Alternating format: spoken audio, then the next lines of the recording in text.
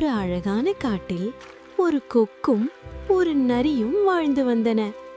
ஒரு நாள் நரி கொக்குவிடம் சொன்னது, நண்பா, நாளை என் வீட்டுக்கு வா, உனக்காக ஒரு பெரிய விருந்து வைத்திருக்கிறேன்.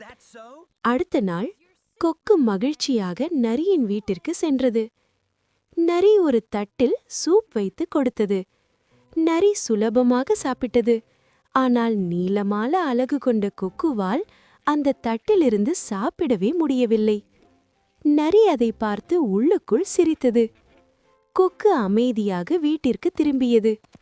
அடுத்த நாள் கொக்கு நரியை தனது வீட்டிற்கு அழைத்தது.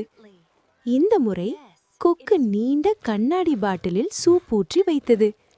கொக்கு தனது நீளமான அலகால் சுலபமாக சாப்பிட்டது. ஆனால் நரிக்கு உள்ளே நாக்கை வைக்கவே முடியவில்லை. அப்போது நரி தான் செய்த தவறை உணர்ந்தது. இந்த கதையின் நெறி, பிறரை ஏமாற்றினால் ஒரு நாள் அதே அனுபவம் நமக்கே வரும். உங்களுக்கு உங்க அம்மா ரொம்ப பிடிக்கும் என்றால் உடனே நம்ம சேனல் சப்ஸ்கிரிப்ஷன்ஸ் பண்ணுங்க, லைக் பண்ணுங்க.